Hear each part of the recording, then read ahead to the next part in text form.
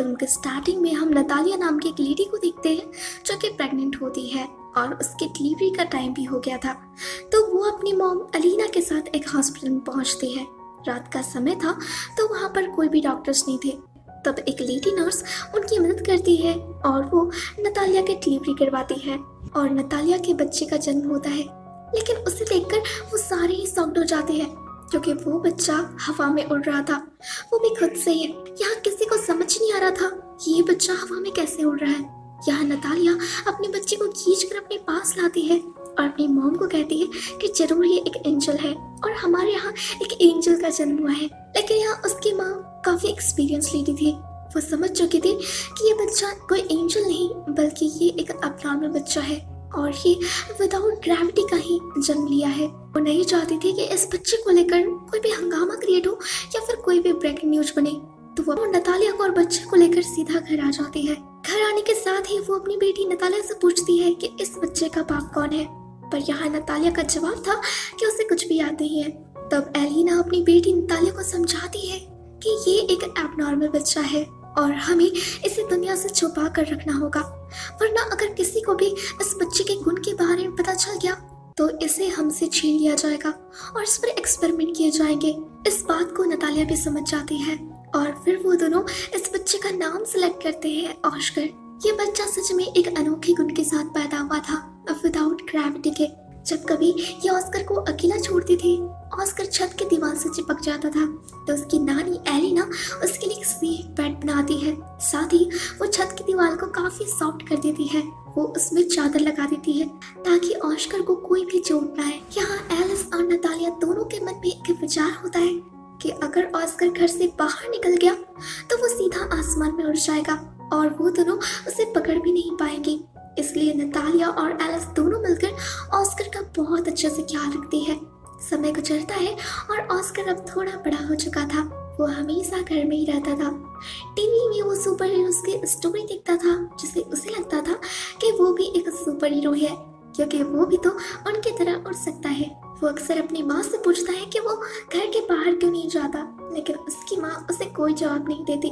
वो अक्सर खिड़की से झांक कर बाहर की दुनिया देखता था जहाँ उसे अपनी उम्र के बच्चे स्कूल जाते हुए दिखते थे तो खेलते हुए, जिससे उसके मन में बहुत ज्यादा जिज्ञासा हो जाती है कि वो भी बाकी बच्चे के जैसे बाहर निकले, बाहर की दुनिया में खेले कूदे और स्कूल जाए। एक बार वो बाहर निकलने की कोशिश भी करता है। वो खिड़की से जंप करने वाला था पर तभी वहाँ उसकी नानी एलिना आ जाती है और वो उसे रोक लेती है, काफी डांटती है। जिसके बाद उसकी नानी सारी घर की खिड़कियों को सील कर देती है ताकि ऑस्कर कभी भी घर से बाहर न निकले और वो बाकी बच्चों की तरह स्कूल नहीं जाएगा बल्कि घर में ही पढ़ाई किया करेगा।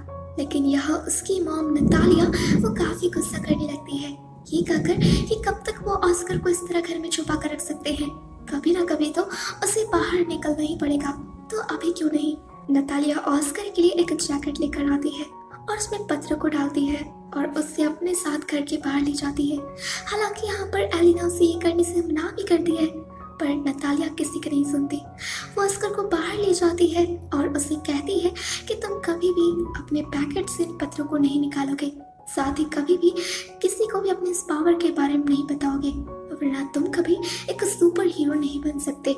इस दिन के बाद से ऑस्कर घर से बाहर निकलने लगता है, बाकी बच्चों की तरह खेलने लगता है। अब एक दिन जब ऑस्कर अपने मॉम के साथ मार्केट से घर आ रहा था तब उसके कारण एगाथा नाम की लड़की की सामान गिर जाती है। यहाँ पर एगाथा उस पर काफी गुस्सा करती है और अपना सामान उठवाती है और कहती है कि पनिशमेंट के तौर पर तुम्हें मेरे इन 2 बोतलों को मेरे घर ले जाने में मदद करनी होगी। यहाँ पर ऑस्कर ये करने से मना करता है पर एगाथा कहाँ मानने वाली थी। वो उसे कहती है कि तुम्हें जाना ही पड़ेगा। तब ऑस्कर अपनी मॉम को बिना बताए एगाथा के साथ उसके घर जाने लगता है। अब चूंकि उसके पैकेट में 2 पत्थर थे और साथ ही उसके हाथ में 2 बोतल, तो इसलिए वेट काफी ज्यादा हो गया था। तो इसलिए ऑस्कर अपने पैकेट से उन पत्थरों को बाहर फेंक देता है और एगाथा के साथ उसके घर के पास आ जाता है। अब आने के बाद एगाथा उससे उन बोतलों को मांगती है लेकिन ऑस्कर मना कर देता है क्योंकि उसे तो पता है कि उसके पैकेट में पत्थर नहीं है, तो अगर ये बोतल उसके हाथ से हटे तो वो तो सीधा ऊपर उड़ने वाला है। लेकिन एगाथा को इस बात का तो कोई पता नहीं था, तो वो सीधा ऑस्कर के हाथ से बोतलों को छीन लेती है और इसके साथ ही ऑस्कर हवा में उड़ना शुरू हो जाता है। लेकिन चूंकि उसके ऊपर एक छत होती है तो इसलिए ऑस्कर ज्यादा उड़ नहीं पाता। यहाँ ऑस्कर एगाथा से हेल्प मांगता है तो एगाथा अपने घर के अंदर से एक पिंक कलर की बैग लाकर उसे देती है जिसमें ढेर सारे पत्थर भरे हुए थे। उस बैग को पकड़कर ऑस्कर नीचे आ जाता है और यहाँ ऑस्कर और एगाथा के बीच एक अच्छी सी फ्रेंडशिप हो जाती है। ऑस्कर एगाथा से कहता है कि वो उसके सीक्रेट के बारे में किसी को भी ना बताए और यहाँ एगाथा इसके लिए राजी हो जाती है। अब जो कि काफी देर हो चुकी थी तो इधर घर में ऑस्कर की नानी और उसकी माँ काफी ज्यादा परेशान थे। उन्हें लग रहा था कि कहीं ऑस्कर हवा में ना उड़ गया हो क्योंकि उन्होंने जो ऑस्कर के पैकेट में पत्थर डाले थे अब वो उन्हें मिल चुके थे। लेकिन ऑस्कर उस पिंक बैग की हेल्प से जो कि उसे एगाथा ने दिया था वो सेफली घर आ जाता है। घर आने पर वो अपनी माँ नतालिया को एगाथा के बारे में बताता है।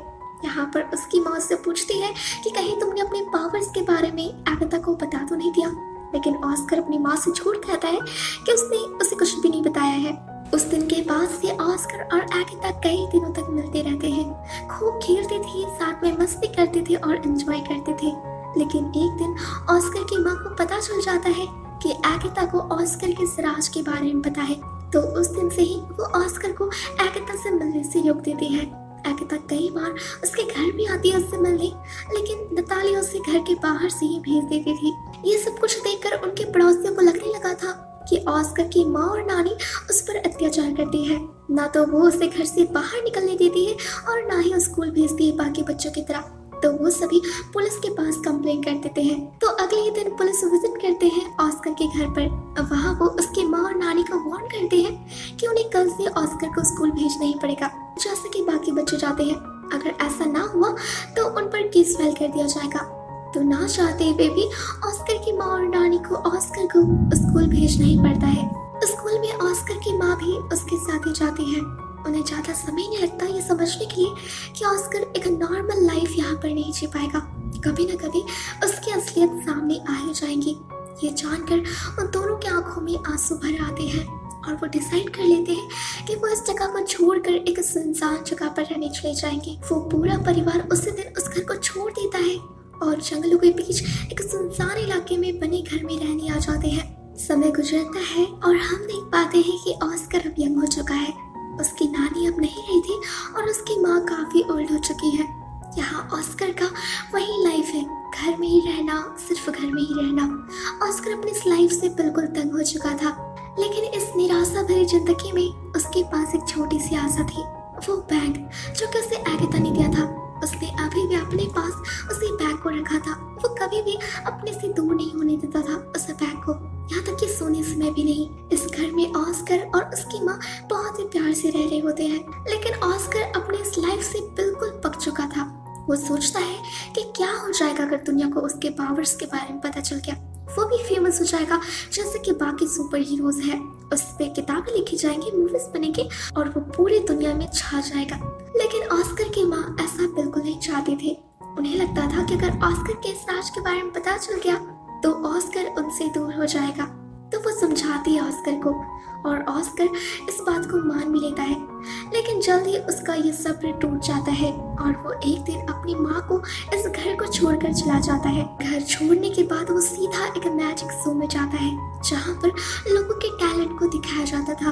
वो पहली बार उस शो में अपने इस टैलेंट को दिखाता है और सभी को ये बहुत पसंद आता है। वो पूरी दुनिया में छा जाता है जैसा कि उसने सोचा था।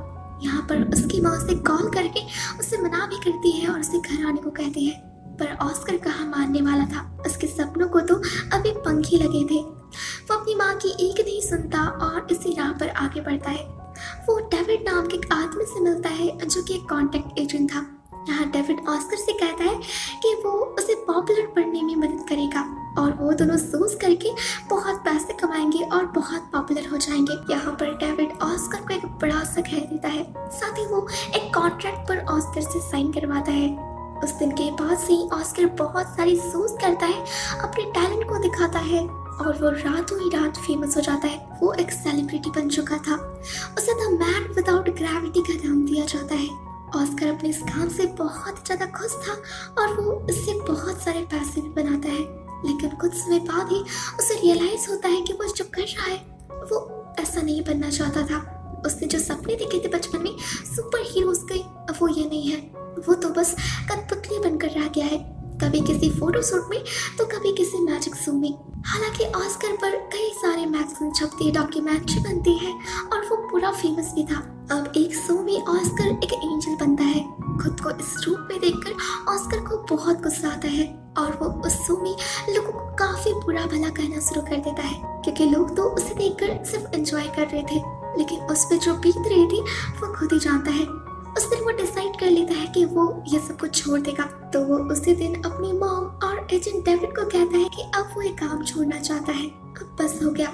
लेकिन एजेंट डेविड उसे ऐसा करने से रोकता है, ये कहकर कि लोगों ने तुम्हें अपनी आंखों में बसाया है और तुम ऐसे नहीं जा सकते। तो ऑस्कर कहता है कि तुम लोगों को कह देना कि द मैन विदाउट ग्रेविटी मर चुका है, और वो अपनी मॉम को इस घर को छोड़कर वहां से चला जाता है। अगले ही दिन पूरे न्यूज में खबर आ जाती है कि द मैन विदाउट ग्रेविटी मर चुका है। इस बात के फैलने के बाद लोग कई बार ऑस्कर की माँ के पास आते थे इस बात को कंफर्म करने, लेकिन कभी भी नतालिया ने इन्हें सच नहीं बताया। समय गुजरता है और ऑस्कर की माँ की डेथ हो जाती है, पर हम देख पाते हैं कि ऑस्कर अभी भी था। वो अपनी लाइफ को वैसे ही जी रहा था जैसे वो चाहता था।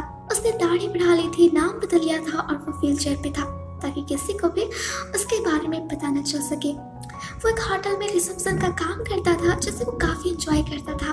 वहाँ के लोग ऑस्कर को काफी अच्छे से ट्रीट करते थे। अब एक दिन उसी होटल में ऑस्कर की मुलाकात होती है अपने बचपन की दोस्त एगाथा से। एगाथा ने उसे पहचाना था उसे पिंक बैग को देखकर, जो बैग उसने बचपन में दिया था। उन दोनों की बातें होती है और हम यहाँ देख पाते हैं कि एगाथा अब वो पहली वाली बचपन वाली प्यारी एगाथा नहीं रही थी, वो काफी बदल चुकी थी। एगाथा पैसों के लिए प्रोस्टिट्यूट का काम कर रही थी। वो अक्सर उसी होटल में आया करती थी। ये देखकर ऑस्कर को काफी बुरा लगता है। ऑस्कर कई बार एगाथा को अपने मन की बात बताता है कि वो उससे बहुत प्यार करता है, लेकिन एगाथा उसकी बातों को इग्नोर कर देती थी। वो बहुत बदल चुकी थी। शायद ये बदलाव उसने जो बचपन में दुख झेले और ऑस्कर भी उसे छोड़कर चला गया इसकी वजह से थी।